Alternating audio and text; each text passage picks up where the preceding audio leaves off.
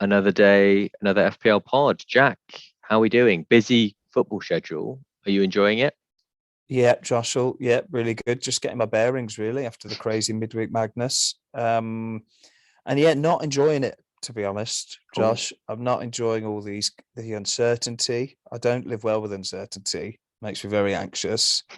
This time of year, I tend to be boozing a bit more as well, so that's probably compounding the anxiety. But yeah, not enjoying the COVID sweeping through again and messing with our beloved FPL fixtures, man. Yeah, not happy. How are you doing? yeah, you basically like summed up exactly my thoughts as well. Boozing. Christmas plus booze plus FPL plus COVID equals heightened Yeah. anxiety and just not fun in FPL terms. So we're both But miserable. Good. yeah, I think that sums it up. Nah, Good. See you it next could week. be worse. It could be worse. Hmm. So I guess what we should say is we're not going to follow the typical format today to all the listeners. So we're going to change it up. Part of the reason is that madness that you mentioned. Fixtures are coming thick and fast. So we're just going to review game week 17, what happened, which players did well up from our own teams. Then we're going to discuss this absolute shit show, should I call it, of game week 18 so far, which teams are playing, which teams aren't playing, of the teams that are playing at the moment, which players we like the look of, and just generally how to navigate it. And then we're going to just, talk about our transfers and plans and captaincy for game week 18. So really not too much to discuss. Sure, yeah. I view this as like an emergency meeting pod, really, because it's the thick and fast game weeks anyway. And this is an unprecedented sort of last minute crazy cancellation, but the game week's still happening as far as we know. Yeah. Time, isn't it? I don't really remember it ever being like this. You either knew the games were off or the game week was off before, or with a blank game week, you've seen it coming weeks in advance, haven't you? So this is we've got a day to plan with potentially more cancellations coming. So yeah, so we should talk through that and what we think people should do. So DEFCON yeah, 3. This is like the FPL Cobra yeah, meeting. This is it is. Yeah, just. yeah. uh, We are well, not let's. the we're not the people that should be at No, this meeting. no. We're But just we'll do our shuffling papers best. in the corner like. Do our best. Yeah, just imposter syndrome, sitting there like, yeah. I got a question. Perfect. Well, we've talked about how qualified we are, but let's just do it. Let's jump in, Jack. Game Yeah. week 17. Hmm. How did you get on? Got on all right in the end. Yeah, after it was looking when that Watford game got cancelled, I had the Dennis and King up top, and I was just like, you know what, forget this.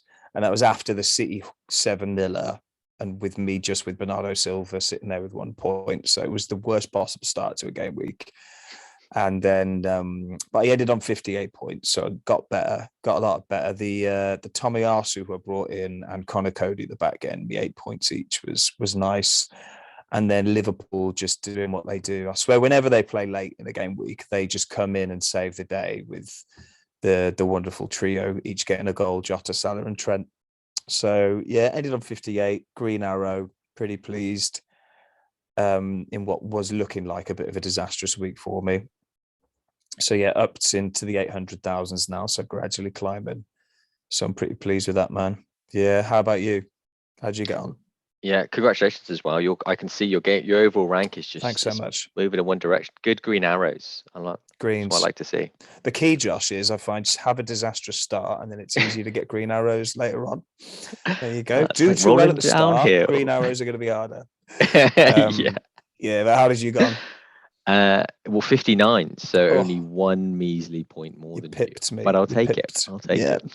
it. So yeah, it is a green arrow for me as well. Sat around, 330,000 roughly, Decent. overall. So kind of just stuck in the roundabout there overall rank, a little bit up and down the last few weeks. So um, yeah, kind of the same story as you really had some big points come in later in the week, which was good. So James and then the Liverpool trifecta that you mentioned as well, who we both own. And then Mhm. apart from that, it was only kind of, Ramsdale for me. And then Diaz early on with the clean, but he got dragged off as well, like Bernardo. But with enough minutes to get his clean sheet points, which was amazing. Thanks, Pep. But yeah, apart from that, Yeah, some obviously blanks for Gallagher, Rafinha, saved off the bench by a few more points from Douglas Luiz, etc. So mixed, but there's a lot of players out there that got screwed over, didn't they? Managers that got screwed over by the game. So Green Arrow cannot complain. Exactly. A green arrow in a week like that, you can't complain at all, can you, man? It's yeah, when they started getting cancelled, I was fearing the worst for this game week and the one upcoming as well. So yeah, if you did have a bad week, my heart goes out to you. My heart goes out to you because it probably wasn't your fault, really. Not your fault. Give in. And yeah, I think that's a bit of a theme of the pod today, and like it's not the first thing I'd say about all the cancellations is like, don't try not to let it get you down. If you've been absolutely screwed by them. I mean, you should try not to let it get you down anyway. If you've made a bad decision and it hasn't paid off, or you've made a gamble and it hasn't paid off, getting too upset about it is a bad thing to do anyway. But especially if it's a last minute cancellation, like just accept it's fully out of your control. There's nothing you could have done, and kind of take solace in that fact.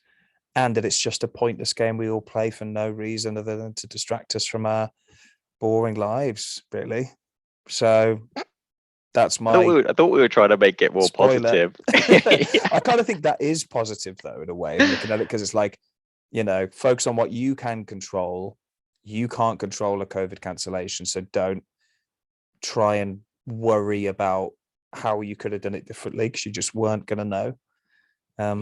That's the way I'm looking at it now. Exactly. And we've still got footy, last year, part of the season we didn't. At the moment. So, yeah, actually, probably say that right now. By the time we put this out, all games off. Damn it. Great. So that's, game week 17. You said good message, I think you said there. Don't get too invested in it. But be invested enough to do well in your mini league. That's what we're saying. And listen to this podcast continuously. Yeah. Good. But game week 18, we're going to try and unpick the mess, Jack. So 10 teams are missing out from what I've seen the reporting. Correct me if you heard anything new. I'm going to just go through alphabetically. So no Brentford, no Brighton, no Crystal Palace, no Everton, no Leicester, no Manchester United, no Norwich, no Southampton, no Watford, and no West Ham. That's a lot of FPL assets not playing. It is, isn't it? It's a lot of players that are in our team. So with the Watford double up top, there's definitely some Brentford and Buemos and Tony still kicking around. People have started to invest in Leicester. That's them out the window. Our boy Livramento's out the window. West Ham, Bowen was a hot one. A lot of Antonio's still kicking around. Man United, if you're like me, you've held on to Ronaldo. It's another cancellation. And Brighton, a lot of there's the Sanchez Steele double ups that are just sitting there looking like mugs. And because they've been mugged off with the cancellation. So a lot of popular assets affected. How many are you looking at? How many currently before any changes, Josh? How many can you field? So I think it's going to be 9. Mm-hmm. But I've got one sub, so obviously looking to then make that 10. As in one transfer, sorry, you've got. One transfer, yeah. And then that should be hopefully 10 playing outfield players, and including the keeper total. So I'll be just one short of that full squad. But then obviously you come into the fact that there may be some rotation as well, and you're just going to have to just face that, obviously, aren't you? But what about you? How are you looking? Yeah, so I'm on 8. I've got 8 playing players with 1 free transfer, so that would take me up to 9, which isn't great. But I guess we could start talking about now what everyone's going to be in a slightly different position, aren't they? So I think the first thing we should address is what's the threshold, and is there a threshold to warrant playing your free hit? So I've seen a lot of talk about a free hit out there. So for you, Josh, is the free hit viable this week? And if so, what threshold of players playing do you think you should play it or shouldn't play it? If you see what I mean. So if you've got 8 players, should you play it 7, 6? Is there a moment? What are your general thoughts on it? Firstly, I should say, I'm quite a play it safe manager. You know this. I know this. Probably people watching the pod know this. So I You're like a bit of boring. certainty. Boring. I am You are boring. boring. But I like some Get a lot of certainty. feedback saying that. Lot Yeah, of I have. feedback. Yeah. Could you please stop emailing in saying I'm boring now? We've got enough. We've got enough emails. um, but basically, I like a bit of certainty when I'm playing my chips. Um, you can never have that, but I'd like more than that we have this week, for example. I mean, Pep, for example, with his conference was cancelled because he had um, a non-confirmed result on a test. I mean, what does that even mean for He himself starters? had that, did he? Yeah, yeah, he himself. So, I mean, we may still get further twists in the tail of this game week. And I know what we're saying is we can wait right up to the deadline. And at that point, you're probably going to have a lot more certainty. But the fact is you probably only have a high degree of certainty for the games for that day on the Saturday. Anything past then could still chop and change potentially. So from my perspective, I'll be not looking to use a chip if I have, anything up to probably and including maybe 6 players. So 6 is your limit. So if you're 6 and under, you think it's free hit time, do you? If you Yeah, know you're under 6, like you're and that's guaranteed under. yeah, and that Why sounds 6? Why 6? What is that? Just plucked out the air, or is it? kind of plucked out at the end. I think Because it's it's over half. because it's over half, and I think you should have a transfer. Obviously, you should have one, so you can use that, and then you can potentially take a -4 hit if you want. Well, that's the next. I think that's the next thing to deal with after we conclude the free hit chat. Is it worth taking a hit or 2 or 3 or none or whatever, isn't it? So that's the alternative. But with the free hit stuff, I think you're right, really, in that you normally free hit when you know the blanks and they're set in stone. Because the worst thing that could happen is if you free hit and then all of Sunday's games are cancelled after Saturdays, or even Saturdays are, but you've already pulled that trigger, and then you're not getting that free hit back for the inevitable blank game weeks that happen next year, are you? But I think you're right. I think you've hit the nail on the head in terms of the threshold being about 5 or 6 players, because at that point you'll really struggle this week if the fixtures go ahead against people like you who have 10 or 11 players. So I think you're right. Wait to the deadline, and if it's looking like, if you've only got the 6, I mean, if more get cancelled before the deadline, would you play the free hit? Say like 2 games are on. Say something crazy like that. Say only Saturday's games are on, and what's on the Saturday? Is there 3 maybe? Yeah, so say Villa, Burnley, Leeds, Arsenal is the game week. Mm-hmm. Are you free hitting then? Well, so you can only have, because I'm assuming they'll still apply the rule that you can only have 3 players, from each team. So what's that? 6. Yes, you could field a full team with 1 sub. I mean, imagine if they were just 2 0-0 draws, for example. It's tough, isn't it? But then I think by free hitting, you could really get an edge on people that have either used the free hit already or don't bother. Like you could get some good points. And the question is by how much, isn't it? Because if you've used your free hit and you've ended up getting, and there's a lot of blanks, for example, and you end up for blanks for the highly coveted players, and you end up beating them by 10 or 15 points, is that worth using your chip at this point for something that, if you have that information before the deadline, then that's great.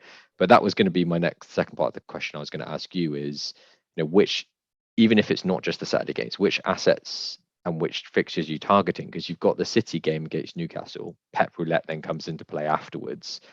Who you may pick a player there that you're like, great, I've got them my free hit. They don't start. Cheers. And the other one is the Arsenal game, like Arsenal against Leeds. Obviously, that looks pretty tasty, and you're probably a bit more nailed on with assets there. But it's not like it's suddenly that there's this fixture and you want that one asset for sure that you may not have. Yeah, So because you've probably got all the Liverpool ones already, haven't you? And yeah, it's tricky. So I mean, so with the free hit, then we're basically saying if the fixtures go ahead and you've got less than six or less players, maybe after a free transfer, then consider that free hit. It's probably where we're both settling on with the free hit debate. If not, then just roll with it with 7 or 8 players. yeah, and it comes down to like captainable assets and stuff as well, isn't it? Because if you're sat on 6 players that just look like duds, then you're like, this is not going to be great. Then yeah. But I think we're both in kind of an agreement. Sounds like you said a similar number to me, and if it stays as it is now, that I wouldn't be inclined to use the chip. Yeah, I concur with that, I think. So free hit aside, then, say you haven't taken your free hit, but you've got 7 or 8 starting players like me. Would you burn 4 to bring in a playing player? Or would you burn 8? Or how would you approach transfers and hits? I also don't like to take hits, you know this as well. So if I could get to in my situation, obviously I don't feel like I necessarily need to take a -4. There are 2 Don't care about transfers. you. Don't care about you in this, Mr. 10 player man. Damn it. Can I just hold that Yeah. mirror up to myself? Just talk to myself. So I'm guessing what I'm saying is if you have that low number of players that you pointed out before, like if you've got 6, are you going to take that 1 hit to get up to 8? Basically, is what you're asking.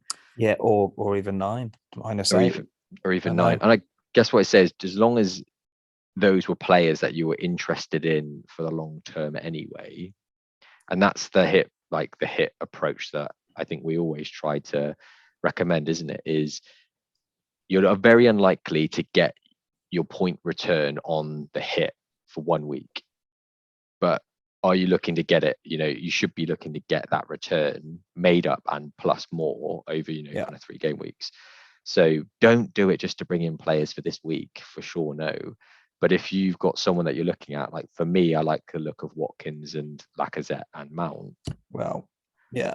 And we'll get through to the assets that we really like for this weekend at the moment. But those 3, then potentially, yes, obviously I've got 1 free transfer, I'll bring one of them in, but I could also burn forward to bring another one in who's playing this week and who's someone who I wanted anyway. So me personally, I don't like hits, so I'll be on the fence about using it and probably have to make a decision later on if there's any changes. But that's the recommendation I give to anyone else.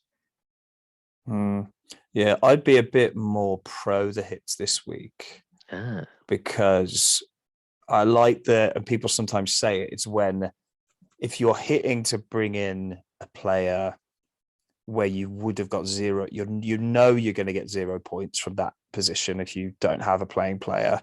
So really, it's kind of like a -2 more than a -4 because you're going to get the 2 points for the player you bring in for sure, but pretty much 99% sure you'll get the 2 points in. So that player just then has to do something to justify the hit because you would have got 0 points anyway for that position before. So like you were saying, if it's take my position, I've got 4 defenders and 4 midfielders starting. I've got Ronaldo and Dennis up top who aren't going to play. So subbing those 2 out for Watkins and Lacazette for a -4, I think that's a good move because I'll get 2 playing players instead of 2 non-playing players. And they're quite attacking. They're players I would expect to get me points rather than if it was 2 defenders who weren't playing and I subbed in 2 defenders for not 2 4.5s for 2 more 4.5s. To be honest, I don't think that probably is worth a hit because a clean's probably unlikely from a 4.5. But for an aggressive move for aggressive players like that, I think probably is worth a -4 to bring me up to the 11. And they're both players that you're interested in long term anyway. And 2 players that I'm looking to get out. Dennis with AFCON, I'll have to move him out anyway. Ronaldo, tricky. Held him on because I'd hoped this weekend was there, but it isn't. And he's very expensive. So I'd probably rather spread those funds anyway. So yeah, I'm comfortable with that hit. if you've got 6 players playing and you don't want to use your free hit, it's the more hits you take, the less feasible it becomes, doesn't it? In 1 week, you don't want someone to take a -16 to build a team of playing players. Or maybe you do. I don't know. Maybe you do. Why is a -16 worse than a -4 if you're filling in spots? Don't know. Oh yeah, and I guess it's hard to give general advice, isn't it? Because we don't know what situation they're in with their teams. Like if you're doing a -16, then you're basically rebuilding your team, and that's fine if you were not happy with your team as it stands now. The other thing I was going to say about Dennis as well is AFCON is in doubt as it stands. Well, true. So I mean, there's just more uncertainty around the planning for that as well. So yeah, I think we just have to go with the assumption that may not happen, but it shouldn't come into your thinking at this point unless you've got hella AFCON players included in your squad. Well, yeah. The only other thing I'd add to kind of go against my point about the -4 to +2 thing is I saw quite a good breakdown of why it's not good to take a -4 for a goalkeeper if your goalie isn't playing. And this kind of like not blow my mind, but it made me look at it differently. As in, let me see if I can get this right. So say you've got a goalie who's not playing. So that's 0 points, 0 points. You take a -4 to bring in a playing goalie. So you get the 2 points. So that goalie basically has to keep a clean sheet for you to net gain 2 points on your whole team, because that will bring him up to 6. Whereas you've spent the -4, so your only gain is 2 points in the best possible scenario, and the chances of a clean are not the most. It's less likely that a keeper will get a clean than not. So you're playing that gamble just on the chance you get net gain of 2 points. So I thought that was quite an interesting way of looking at that. Whereas, and the keeper you've got now is probably the one you wanted because that's why you've got them. But so is the keeper you're bringing in for the -4 someone you'd rather have going forward than your current non-playing keeper? And that may be the case. Like Ramsdale probably is a better option than Sanchez going forward. And players that made that move last week, it did pay off because Ramsdale did get a haul. But in general, I think the more defensive a player, the less feasible and worth the risk a -4 is, I would say. That makes sense? Yeah. And it makes complete sense. Less avenues for them to get points. Yeah, exactly. And also the only other avenue outside of a clean, which you said is rare, potentially, is saves and bonus. And saves are linked to vulnerability of the clean sheets, isn't it? Yeah, like if they're making loads of saves, then it's because they're under the cosh. So totally, you're quite lucky if a keeper comes back with 6 saves, getting you like 2 save points and gets a clean because they've been up against it. Very rare. And Ramsdale has done it this season, so maybe he's a bit of an exception. But yeah, like a goalie can only keep 1 clean sheet per game. A striker can score 2, 3, 4 goals a game if they have a good one. So it makes them more worthy of the -4, I think. Sound logic. I like it. Yeah, there we are. So yeah, I think we've covered the free hit and minus. Do we take hits question there pretty much? Mm-hmm. Who are the players, Josh, if you're playing the free hit or you're looking to take hits and bring players in? Who have you've mentioned a couple already. Who have you got your eye on, not only for this week, but also in the forthcoming recent weeks coming up? Me personally, I mean, I've mentioned the ones that I like the look of. So Mount is pretty much probably top of the list. But for me personally, my team, all 3 of my strikers aren't playing. So I really need to replace a striking spot, like a forward spot, basically. Mm-hmm. So in terms of forwards, Lacazette and Watkins are the ones that are interesting me. So, yeah. And between the 2, I probably don't see that much. Like Lacazette, I've maybe watched more minutes of Arsenal games in the last, when he's played, and he does pass the eye test because I think he's played really well. Aubameyang, Arteta said he's not available for this week as well because of I assume the ongoing disciplinary stuff with the stripping of the captaincy. So Lacazette's nailed, but I mean, Mhm. Watkins is nailed as well. So there isn't much comparison. So really not much between those two. But outside of that, I mean, I can see you've commented in our planning for this as well this week. We've got the typical Foden, who we discussed recently. De Bruyne is back. Smith Rowe has somehow done it again. With his goals, he's just still returning. So, Mm. those people that we talked about already, but now, they're in teams for this week that have a fixture. So, but anyone else taking your eye? I know I've mentioned all of the ones from our list. So Yeah, no, like you said, striker wise, I think most people will be looking for the strikers. So yeah, I think Lacazette and Watkins are the standouts. Just bring up these notes, see if I forgot anybody. So yeah, those are the two strikers I'd be looking at. I'm just thinking if there's any other strikers we should maybe. I mean, Kane will be back. If you've got that's a very risky one. If you think the Spurs Liverpool game is going to go ahead, and you've got a Ronaldo to move on, you could go laterally to Kane, but they're playing Liverpool, so maybe not the best move there. Lukaku, we know, is out still with COVID. believe so. But Yeah, we'd have to wait for confirmation on that. and is Jimenez still suspended, or because it was 2 yellows? Is that the game that's just gone, the one he missed, and now he's back? Not sure about his suspension. We'd need to double No, check that. I think he's back now. But again, they're playing Chelsea, so not great. Man City, we know Callum Wilson's playing Man City, so forget that. So yeah, I mean, yeah, striker wise, it's Lacazette and Watkins are for this week your best bet, as you say, Josh. But in terms of other positions, you've got we obviously saw the Man City 7-0 demolition. Bernardo Silva was the man in everyone's teams, got taken off at half time, 1-pointer. Grealish, Foden, Mahrez, De Bruyne, all coming up with the goods. Josh, what do you think of the Man City situation? It's the same as it has been and probably will always be. Like whoever starts will get points for them, generally speaking. And I'm not saying every game, but across, 3 or 5 games, if the asset that you have starts, they'll probably pick up points because in City's team, they're that good and they spread their goals and assists across everyone in midfield and the front line, which is frustrating. But like Sterling was benched, and he's been lightning recently. So I think it's the case that we can talk about who was great in that one game, but we know what will happen, especially in the tight fixture run that's coming up.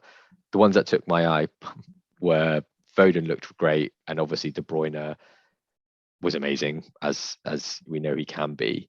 But they've just got so many options up top. So Foden would be the one I'd be interested in, but if I'm honest, Mount is a better asset. I think he's more nailed. So Yeah. what about you? Is anyone enticing you from that City front line? I mean, maybe if AFCON goes ahead, and we're forced to get the Salahs and Jotas and Mane's out, De Bruyne would be. I still think De Bruyne is the golden boy, and that if he's super fit, he's the first name on the sheet.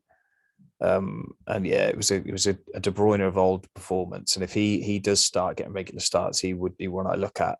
But yeah, Foden, Grealish, Mahrez, now Bernardo Silva, Sterling. I just think they're each other's worst enemies in that they're going to just keep rotating between each other, no matter how well they play. So yeah, I'm a bit nervy having Bernardo Silva now. I think we might have seen his golden patch, and he might go back into the rotation. And the other thing is, if with De Bruyne on, does he play a bit deeper anyway? So yeah, I'm a bit questionable over those. But yeah, you mentioned other different midfielders, Mason Mount. The only thing I'd say about Mount is their fixtures now are pretty awful, I believe, after Wolves. So it's Villa, impossible game for them. Right. Have I made that up actually? Well, Brighton, Liverpool, Man City. Yeah, this is the one I saw. Man City, Spurs. So it's one of the worst fixture spells for them now. But Mount is good, and they haven't looked that great, have they? The draw against Everton without Kante in there, I think they don't. They're just not as good. personally. No, but what I would say is still certain assets shined. So Mount was great, Reece James was great, Yeah, true. and what we've seen from the sample that we've got from the season now is Liverpool, Chelsea, City, both from an attacking and a defensive perspective in terms of those assets from those parts of the pitch. All the stats say that they're going to be the top performers, week in, week out, really. So you've got to have at least one or maybe two in those situations from each of those teams. We go with Liverpool because we know that their assets are so nailed, they're less rotated. Then you're more rotated with City and Chelsea, but I still don't think that's a reason why you don't need to have a piece of the pie. So I've got Reece James now. I want Mount, basically. You're going to go for him? Yeah, I've got Diaz and Cancelo. So I think the plan for me is to make sure I've got at least two from each of those three teams, if not 2 to 3. Very nice. Very nice. The only other two players we mentioned with the Arsenal boys, so Smith Rowe, who you have mentioned, and Odegaard. I'm still not sold on Odegaard as an asset. Those midfield slots are valuable in my opinion. I don't think he's good enough to get in there. No, we mentioned him last week in terms of a option as differential. But despite looking like a good technical player, in terms of FPL, his output doesn't look like it's anywhere near as good as probably everyone around him, like Lacazette, Martinelli even, and then Saka and Smith Rowe all look better in him in terms of output. Agree, man. Agree. Those are the kind of big team players. So Arsenal, City, Chelsea, really. Liverpool, we don't need to mention, do we? We all know who the good assets are there. But in terms of the lesser teams, so Villa playing Burnley, Villa looking pretty good. Apart from Watkins, anybody tickle your fancy on them? I said it before, I'll say it again. John McGinn. John McGinn. Like from the highlights that I saw, and again, correct me if these were the only shining lights from that game, those moments, had good shots from distance as always, that you'd expect from him, putting key passes in and crosses again. I think he had a almost assist from a great Watkins shot that was saved low as well. He is in the mix. But the worry is that can he do that week in, week out because he's playing deeper? That was your comment. So I take that on board. He is becoming more and more advanced. But the one I'd look at more is Jacob Ramsey, actually. And not just because he scored, but after the game, Gerrard said some good stuff about him, said that at age 20, he was sort of more advanced than Gerrard was at that age. Jacob Ramsey himself's come out and said he wants to score goals from midfield like the gaffer did. Those kind of good kind of comments you want to hear. And just being so cheap, he's someone you could bench and not worry about it too much. With McGinn, I think you're getting into that. Oh, I kind of want to start someone at that price. But yeah, that'll be all I'd say there. And I'd say the defense is looking better and better now. Martinez is back to his form of last season, and the fullbacks, Matty Cash, looking pretty good as well. So yeah, maybe Villa. I want to look at the others. Leeds, Newcastle, Wolves. I'm just not excited by, and Spurs are just an unknown entity by this point, aren't they? It's been years since we've seen them play. Who? Yeah. I know what you mean. I think out of those, Wolves maybe were the only one that would potentially interested. They're a stubborn team, aren't they? They've kind of gained some of their defensive stubbornness back, but what should be their exciting assets have not done anything in a while. They've just got the kind of boring, defensive assets that keep ticking over. I know you've got Cody, right? So, and good returns recently, relatively good returns. So, that maybe as good as any other kind of mid-table team in terms of their defensive points. So maybe they're worth a look. But I feel like we're kind of clutching at straws when you're in this situation when you're talking about Wolves assets. Yeah, we are a bit. Yeah, I just felt bad for them. They're there. Their icon is there in the fixtures. So let's talk about But no, the Wolves are just kind of classic Wolves, aren't they? Cody did the job for me. To be fair, 4.5. Cody's good. Edge. Bring him in. But yeah, good. Was that it, Josh, for this week's upcoming stuff? I mean, what more can we say? I think it is. It's another quick turnaround. We don't want to really focus on anything apart from who to have in your team, because that's top of everyone's list, isn't it? So we've discussed the strategy. The situation is unique. So, apply this as needed. But there's no point getting into, underlying stats and all that kind of stuff, because everyone's on the back foot. I think we're all in the same boat this week. We are, man. Yeah, we are. I mean, all I'd say is keep your ear to the ground. Keep that ear to stay on whichever one you like, Reddit or Twitter or whatever, just to keep abreast of the ongoing. Because I mean, a couple of days ago, it was like every hour there was a new update about new cases, a cancellation, a manager saying they hate this all and want it all to stop. Like, you got to keep your ear to the ground. Yeah. What do you think, Josh? Just as a hunch, what do you think will happen? Do you think they'll carry on with them? Do you think they'll have a break? The games, I think it's tough, isn't it? It all depends upon, I think, what the government come out with in terms of actual hardline guidance. Because I mean, the guidance is a bit waffly at the moment, isn't it? Do you really need to go to a stadium? It's like, but you can still go. So at the moment, obviously, the FA have got to make the decision. The Premier League got to make the decision to keep going, and it will probably be a lot of down to like local things, isn't it? Outbreaks in certain cities that will affect fixtures. So, but from our perspective, you've already said it. You can't keep your eye on like everything as a whole. So just wait for the subreddit information or the Twitter information, and don't pull a trigger early on any like transfers or anything. Hold fire for as last minute as possible. I think more so than ever. That's golden advice. When's the deadline? Is it? It's not till 1:30 on the Saturday. So yeah, stay. If you get bored tonight, just put on a film or something. Don't scratch those trigger fingers. Yeah, tomorrow have your lunch, enjoy your lunch, and then get FPL open. Yeah. Scour all the news in outlets. Yeah. The only thing I would say is it did go down, didn't it? The site went down like just before the deadline last time. Give it half an hour. Because people just went for it. So yeah, give it an hour before the deadline. Start making moves. That's my advice. Lovely. So we've done transfers. The only last thing I was going to ask, Jack, is who you captaining? Oh yeah, we've done our transfers, haven't we? Yeah. I'm still. Do you know what?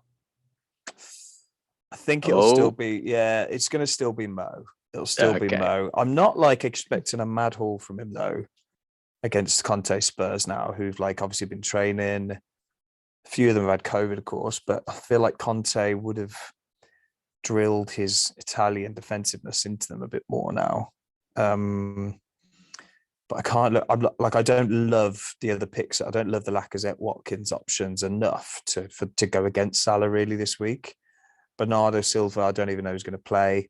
So yeah, do you know what I mean? I don't enough love someone else to go against Salah this week. If it was a full set of fixtures, it might be a difficult decision. But yeah, Salah. How about you? Yeah, same. On form player, top goal scoring player in the top goal scoring team. Just back him, isn't it? One thing we didn't mention actually, sorry. Go.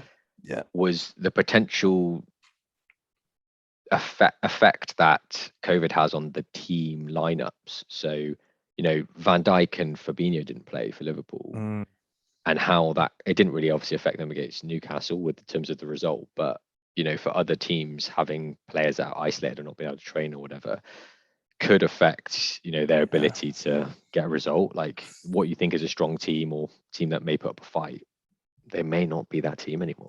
Unless you have concrete news, though, like Son say, and I'm not even sure we know about Son at the moment. He had it He had it like a week ago. Does that mean he can't play? Do we know?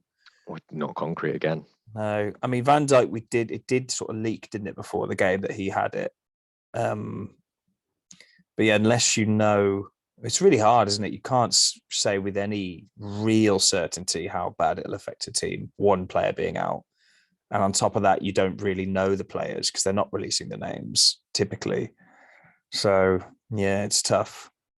It is tricky, but yeah, exactly. I mean, the one I was yeah, thinking of is, as you said, the Son Kane connection. So you know that obviously if well, Son's not playing, then that's going to impact Kane's yeah, he'll go from scoring 0 goals to 0 goals. 0 goals. Going to massively impact him. Yeah. The only thing, just one thing on the Liverpool captaincy though is like I did see. I think Trent has outscored Salah something like 6 out of the last 8 game weeks or something, and it's just like, should we be looking at Trent as a viable captaincy? I mean, his returns are incredible, but I still think that his ceiling is lower. You know, he scored a goal like Screamer. Yeah, absolute screamer. I mean, the XG on that must have been incredibly low from where he picked it up from. Lovely hit. But yeah. And if it wasn't for that, you know, he wasn't going to get. He was blanking, wasn't he? He was blanking because the clean sheet was gone. So, and that's Liverpool true. against Newcastle. So, I think still. And Salah missed a couple of sitters, didn't he, as well? Unlike him. Yeah. So his points were high, and he underperformed. Yeah, and a game like Newcastle. Yeah. Oh no, they had Newcastle. They Spurs this week. So yeah, Spurs more likely to score than Newcastle, and Trent sort of. We don't know. I don't know what my point was there. Let's move on.